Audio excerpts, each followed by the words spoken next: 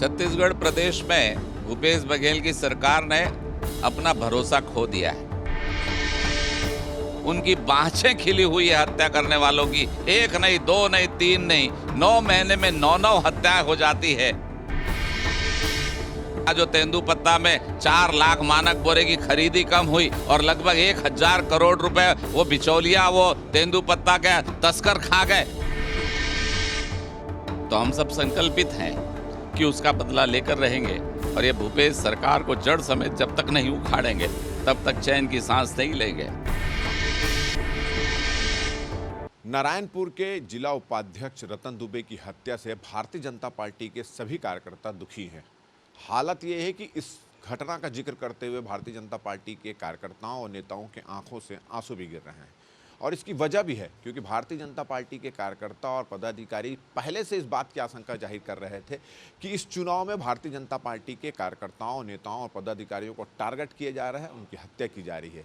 अगर अभी तक की बात करें तो पिछले कुछ महीनों में रतन दुबे सहित 10 से अधिक भारतीय जनता पार्टी के कार्यकर्ताओं, नेताओं की हत्या की जा चुकी है और भारतीय जनता पार्टी ने इसको लेकर राज्यपाल से लेकर चुनाव आयोग सभी को शिकायत कर चुके हैं, मगर हत्याओं का सिलसिला नहीं रुक रहा है और यही वजह है कि भारतीय जनता पार्टी के कार्यकर्ता दुखी भी हैं और थोड़े से इसलिए परेशान भी हैं कि प्रचार के दौरान उनके कार्यकर्ताओं को ही टारगेट क्यों बनाया जा रहा है। आज इसी संबंध में भारतीय जनता पार्टी के प्रवक्ता केदार गुप्ता ने एक प्रेस कॉन्फ्रेंस ली और पुरानी घटनाओं का जिक्र किया। आइए हम उनसे बात करते हैं।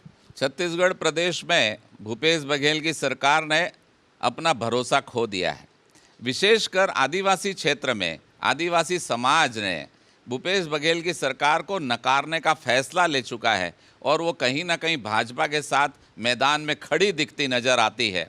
इससे भयाक्रांत होकर छत्तीसगढ़ में लोकतंत्र की हत्या करने वाली ये कांग्रेस की भूपेश सरकार लगातार टारगेट किलिंग करने वालों को शायद प्रश्रय दे रही है। इसलिए उनकी बाँछें खिली हुई है हत्या करने वालों की। एक नहीं, दो नहीं, तीन नहीं, 9 महीने में 9 हत्याएं हो जाती है।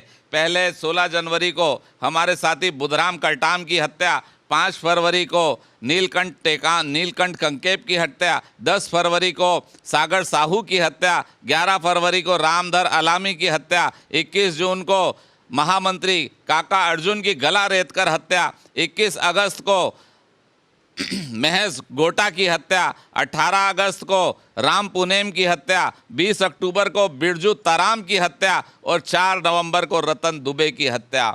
साथियों, आज माननीय भूपेश बघेल जी ने भी ये स्वीकार किया कि इसे टारगेट किलिंग से इनकार नहीं किया जा सकता, पर मेरा प्रश्न है माननीय मुख्यमंत्री जी से, क्या आप इसे टारगेट किलिंग मानते हैं? और विपक्षी दल भारतीय जनता पार्टी के कार्यकर्ताओं की को टारगेट किया जा रहा है ये भी मानते हैं, तो आखिर इससे हत्याओं से किस दल को फायदा है और क्या होने वाला है? क्या ये लोकतंत्र की हत्या नहीं? क्या विपक्षी कार्यकर्ताओं के रूप में काम करना कोई अपराध है? अच्छा, ये बताइए कि आप लोगों ने इसकी शिकायत चुनाव आयोग से भी की थी, राज्यपाल से भी की थी और इसके पहले भी आप लगातार आशंका जाहिर करते रहे, उसके बाद लगातार हत्या हो रही है, इसको लेकर क्या कहना है आप? देखिए, निश्चित रूप से भारतीय जनता पार्टी विपक्ष में है और विपक्ष के रूप में भारतीय जनता पार्टी के कार्यकर्ता सरकार का विरोध कर रहे हैं। भूपेश बघेल के घोटालों का, धर्मांतरण का लगातार विरोध कर रहे हैं। उसको लेकर ये सरकार शायद बौखलाई हुई है। सवाल चुनाव आयोग का, सवाल चुनाव आचार संहिता का नहीं है। क्या आज प्रदेश में गृह मंत्री इस्तीफा दे चुके हैं?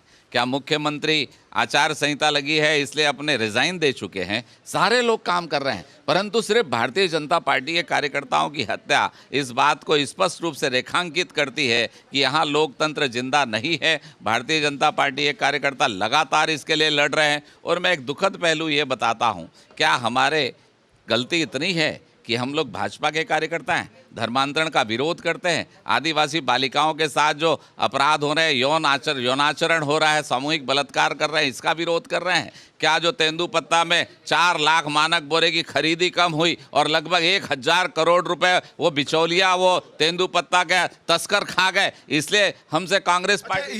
ये बताइए कि आप लोग जो हैं अब बस्तर के नक्सल प्रभावित इलाकों में आप बोल रहे हैं कि भारतीय जनता पार्टी के कार्यकर्ताओं, नेताओं को टारगेट किया जा रहा है और चुनाव का समय है, 7 तारीख को चुनाव वहां पर होने वाले हैं। किस तरह की सावधानी बरत रहे हैं? इस तरह की घटनाएं रुक तो नहीं रही, तो आप किस तरह की सावधानी बरत रहे हैं? राजेश जी, भाजपा के कार्यकर्ताओं का एक विचार होता है, एक सिद्धांत होता है हम राजनीति में सत्ता की लोलुपता के लिए नहीं आते हैं।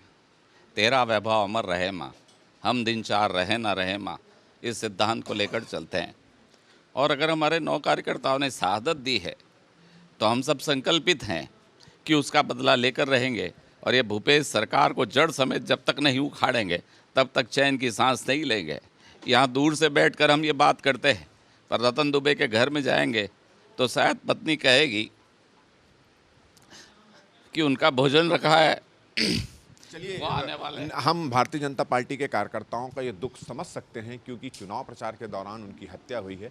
मुख्यमंत्री भूपेश बघेल ने भी कहा है कि जो हत्या हुई है टारगेट किलिंग से, इसमें उन्होंने इनकार नहीं किया है। और इस पर भारतीय जनता पार्टी के कार्यकर्ता और नेताओं का ये कहना है कि अगर मुख्यमंत्री भूपेश बघेल इस बात से इनकार नहीं कर रहे हैं कि ये टारगेट किलिंग है, तो फिर आखिर इस बात की जांच होना चाहिए कि भारतीय जनता पार्टी, विपक्ष की जो पार्टी है भारतीय जनता पार्टी, उनके कार्यकर्ताओं को ही टारगेट क्यों किया जा रहा है। हमारा ये वीडियो अगर आपको अच्छा लगा हो तो आप इसको ज़्यादा से ज़्यादा शेयर करें, सुझाव करें, और आप देखते रहें IBC 24। और मुझे और मेरा कैमरामैन किशोर को दे इजाज़त। नमस्कार।